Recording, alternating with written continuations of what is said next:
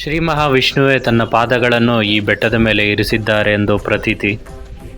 This is around 250 to 270 kilometres from ಬ್ಯಾಂಗಲೂರು.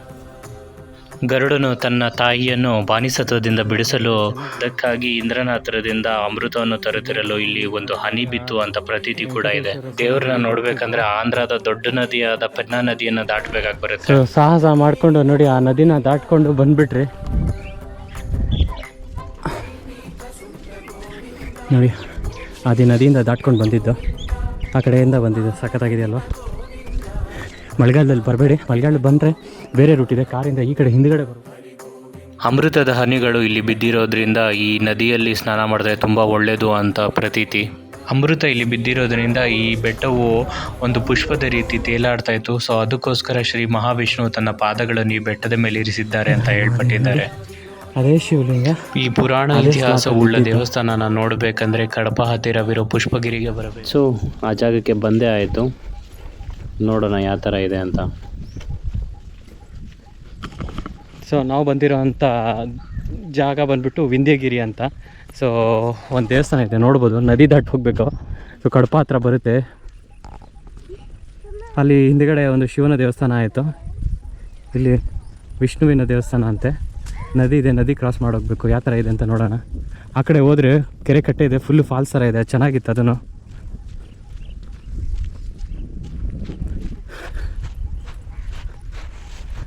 ಕಪ್ಪೆ ಚಿಪ್ಪು ಎಲ್ಲ ಇದೆ, ಚೆನ್ನಾಗಿದೆ. ನೀರು ದಾಟ್ಬೋದು. ಸೊ ವಿಂಧ್ಯಗಿರಿ ಅಂತ ಕಡಪ ಹತ್ರ ಬರುತ್ತೆ. ಬ್ಯಾಂಗ್ಳೂರಿಂದ ಕಡಪ ಎಷ್ಟು ಡಿಸ್ಟೆನ್ಸ್ ಇದೆ, ಅದರಿಂದ ಒಂದು 20 ಕಿಲೋಮೀಟ್ರ್ ಹಿಂದ್ಗಡೆ ಬರುತ್ತೆ ಈ ಜಾಗ. ತುಂಬ ಚೆನ್ನಾಗಿದೆ ನೋಡಿ ಯಾವ ಥರ ಇದೆ, ಕಾಣಿಸ್ತಾ ಇದೆ ಅಂತ. ನದಿಗಿಂದ ಹಂಗೆ ಹತ್ಕೊಂಡು ಹೋಗಬೇಕು.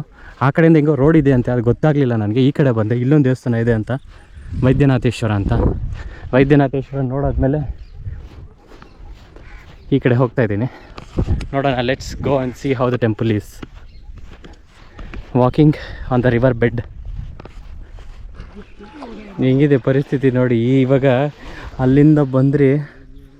ಸೊ ಇವಾಗ ಅಲ್ಲಿ ವೆಂಕಟೇಶ್ವರ ಸ್ವಾಮಿ ಗುಡಿಗೆ ಹೋಗಬೇಕು. ಇಲ್ಲಿ ಕೆರೆ ದಾಟಬೇಕು. ಪರಿಸ್ಥಿತಿ ಯಾವ ಥರ ಇದೆ ನೋಡ್ಬೋದು. ಹೋಗ್ತಾ ಇದ್ದಾರೆ, ದಾಟಬೇಕು. ನೋಡೋಣ, ದೇವ್ರ ಮೇಲೆ ಭಾರ ಹಾಕಿ ಪ್ಯಾಂಟ್ ಚೇಂಜ್ ಮಾಡಬೇಕು ಮತ್ತೆ. ये नहीं तो ये देख चिन्ह उतरूंगा ना तो देख थोड़ा छोटे प्लीज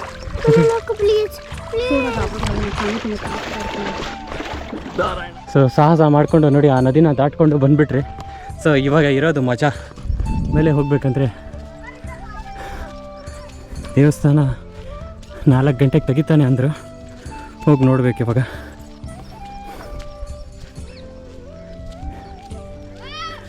ವಿಂಧ್ಯಗಿರಿನೋ ವೈದ್ಯಗಿರಿನೋ ಅಂದರು, ಚೆನ್ನಾಗಿದೆ ನೋಡೋಣ. ಹಳೆಯ ಕಾಲದ ದೇವಸ್ಥಾನ.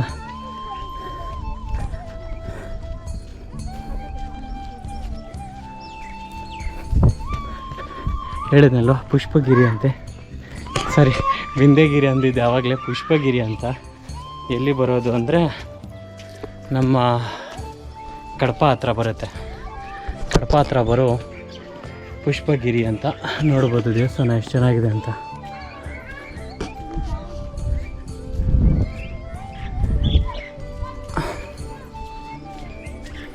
ನೋಡಿ ಅದೇ ನದಿಯಿಂದ ದಾಟ್ಕೊಂಡು ಬಂದಿದ್ದು, ಆ ಕಡೆಯಿಂದ ಬಂದಿದ್ದು. ಸಖತ್ತಾಗಿದೆಯಲ್ವ? ಮಳೆಗಾಲದಲ್ಲಿ ಬರಬೇಡಿ, ಮಳೆಗಾಲ ಬಂದರೆ ಬೇರೆ ರೂಟ್ ಇದೆ, ಕಾರಿಂದ ಈ ಕಡೆ ಹಿಂದ್ಗಡೆ ಬರ್ಬೋದೇನೋ. ನಾನು ಬಂದಿರೋದು ಅರೌಂಡ್ ಯಾವ ಮಂತ್ ಅಂದರೆ ಇಟ್ಸ್ ಡಿಸೆಂಬರ್. ನಮೋ ನಾರಾಯಣ. ಮತ್ತೊಮ್ಮೆ ಹೇಳ್ತಾ ಇದ್ದೀನಿ, ಬ್ಯಾಂಗ್ಳೂರಿಂದ 230 to 250 ಕಿಲೋಮೀಟರ್ಸ್ ಆಗುತ್ತೆ. ಬಸ್ ಫೆಸಿಲಿಟೀಸ್ ಕೂಡ ಅವೈಲಬಲ್ ಇದೆ. ಈ ದೇವಸ್ಥಾನವು 12-13ನೇ ಶತಮಾನಕ್ಕೆ ಸೇರಿದ್ದು. ವಿಜಯನಗರದ ಸಾಮಂತರು ಈ ದೇವಸ್ಥಾನವನ್ನು ಕಟ್ಟಿಸಿದ್ದಾರೆ.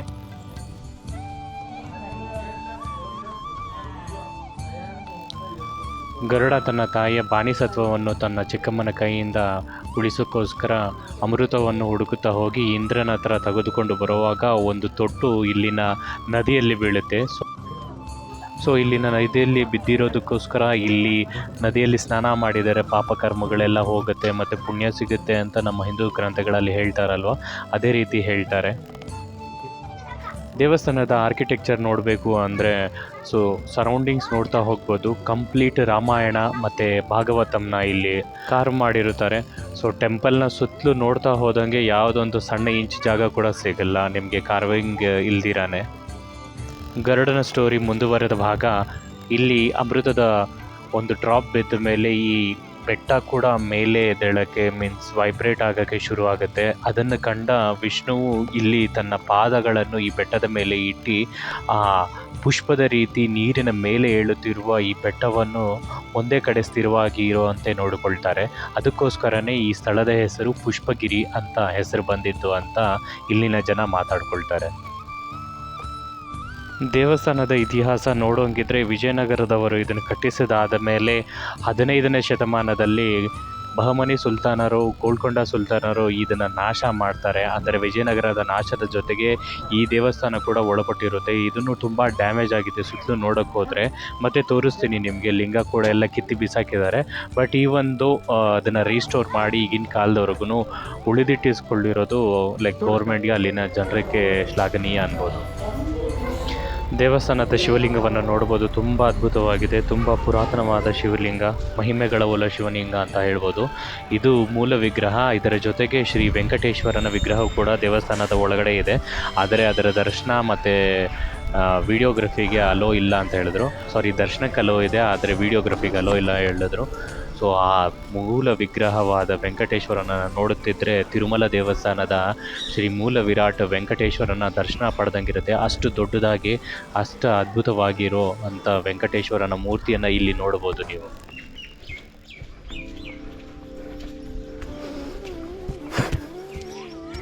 ಹಳೆ ಕಾಲದ ದೇವಸ್ಥಾನ ನೋಡ್ಬೋದು ಯಾವ ಥರ ಇದೆ ಅಂತ. ಶಿವಲಿಂಗ ಆಚೆ ಇದೆ, ನಂದಿನೂ ಆಚೆ ಇಟ್ಬಿಟ್ಟಿದ್ದಾರೆ. ನಮೋ ಪಾರ್ವತಿ ಪತೆ ನಮಃ ಹರ ಹರ ಮಹಾದೇವ್. ಇಲ್ಲಿಂದೇ ಲಿಂಗ ಅನಿಸುತ್ತೆ, ವಿಘ್ನ ಮಾಡಿದ್ದಾರೆ. ನಮ್ಮ ಪೀಸ್ಫುಲ್ ಬ್ರದರ್ಸ್ ಇಲ್ಲಿ ಕೂಡ ಕಾಲಿಟ್ಟಿದ್ದಾರೆ. ಹರ ಹರ ಮಹಾದೇವ್ ಅಲ್ಲೇ ಇದ್ದಿದ್ದು ಅನಿಸುತ್ತೆ ಆ ಲಿಂಗ. ಅದನ್ನು ರೀಪ್ಲೇಸ್ ಮಾಡೋಕ್ಕೂ ಆಗಿಲ್ಲ ನಮ್ಮೂರಿಗೆ, ಅದೇ ಬೇಜಾರು ಸಂಗತಿ. ಹರ ಹರ ಮಹಾದೇವ ನೋಡಿ, ಅದೇ ಶಿವಲಿಂಗ ಅದೇ ಸ್ಲಾಟಲ್ಲಿ ಇದ್ದಿದ್ದು. ನಂದಿ ಇಲ್ಲಿದ್ದಿದ್ದು ಅನಿಸುತ್ತೆ. ಹಾಳು ಮಾಡಿರೋದನ್ನು ರೀಪ್ಲೇಸ್ ಮಾಡೋಕ್ಕೂ ಕಷ್ಟ ನಮ್ಮವ್ರಿಗೆ. ಅನ್ಫಾರ್ಚುನೇಟ್ಲಿ ಏನು ಮಾಡೋಕ್ಕಾಗಲ್ಲ. ಸೊ ಇನ್ನೊಂದಿದೆ. ಸೊ ನದಿ ದಡದಲ್ಲಿ ನೋಡ್ಬೋದು ಎಷ್ಟು ಚೆನ್ನಾಗಿದೆ ಅಂತ. ಹಳೆ ಕಾಲದ ಪಿಲ್ಲರ್ಸು, ಹರ ಹರ ಮಹಾದೇವ್ ಪಿಲ್ಲರ್ಗಳು ನೋಡ್ಬೋದು, ತುಂಬ ಚೆನ್ನಾಗಿದೆ. ನಮೋ ನಾರಾಯಣಾಯ ನಮಃ. ಬೇಗ ಹೋಗಬೇಕು. ನಾನು ಇನ್ನೊಂದು ಜಾಗ 20 ಮೀಟರ್ ಕಾಮಾಕ್ಷಿ ವೈದ್ಯನಾಥೇಶ್ವರ ಅನ್ನೋ ಇನ್ನೊಂದು ದೇವಸ್ಥಾನ ಕೂಡ ಇದೆ. ಅದು ಕೂಡ ತುಂಬ ಹಳೆಯದಾದ ದೇವಸ್ಥಾನ. ನದಿಯ ಈ ಕಡೆ ಇದೆ ಅದನ್ನು ಕೂಡ ನಾನು ನನ್ನ ಯೂಟ್ಯೂಬ್ ಚಾನಲ್ನಲ್ಲಿ ಅಪ್ಲೋಡ್ ಮಾಡ್ತೀನಿ, ನೋಡ್ಕೋಬೋದು. ಅಲ್ಲಿ ಅಮ್ಮನವರ ಶ್ರೀಚಕ್ರ ಕೂಡ ಇದೆ. ಸೊ ನೋಡಿದ್ರಲ್ಲ, ಕಡಪನಲ್ಲಿರೋ ಪುಷ್ಪಗಿರಿ ದೇವಸ್ಥಾನ. ನದಿ ದಾಟ್ಕೊಂಡು ಒಳ್ಳೆ ಅಡ್ವೆಂಚರು. ಪ್ಯಾಂಟೆಲ್ಲ ನೆಂದೋಗ್ಬಿಟ್ಟಿದೆ. ಒಳ್ಳೆ ಮಜಾ. ದೇವಸ್ಥಾನ ಅಂತೂ ಚೆನ್ನಾಗಿದೆ. ವೆಂಕಟರಮಣ ಸ್ವಾಮಿ ಅಂತೂ 2 ಕಣ್ಣು ಸಾಕಾಗಲ್ಲ ನೋಡೋಕ್ಕೆ, ಅಷ್ಟು ಸುಂದರವಾಗಿದ್ದಾರೆ. ವೆಂಕಟರಮಣ ಸ್ವಾಮಿನ ಮಾತ್ರ ಮಸ್ಟ್ ನೋಡಬೇಕಾಗಿರೋದೆ. ಶಿವನೂ ಇದ್ದಾರೆ, ಕಾಶಿ ವಿಶ್ವನಾಥ ಅಂತ ಅನಿಸುತ್ತೆ. ತುಂಬ ಚೆನ್ನಾಗಿದೆ. ತುಂಬ 2 ಕಣ್ಣು ಸಾಕಾಗಲ್ಲ. ಒಳ್ಳೆ ಜಾಗ. ಇಲ್ಲಿಂದ ನೋಡ್ಬೋದು ವ್ಯೂ ಯಾವ ಥರ ಇದೆ ಅಂತ.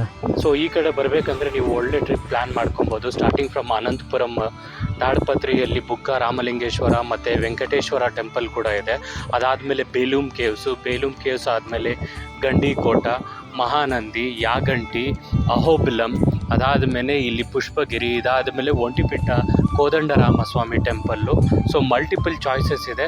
ಒಂದು ಕಂಪ್ಲೀಟ್ ಟ್ರಿಪ್ ಆಗುತ್ತೆ ಈ ಕಡೆ ಬಂದರೆ. ಅರೌಂಡ್ ಲೈಕ್ 700 to 800 ಕಿಲೋಮೀಟರ್ಸ್, ಅಂದರೆ ನಿಯರ್ಲಿ 1000 ಅಂದ್ಕೊಳ್ಳಿ.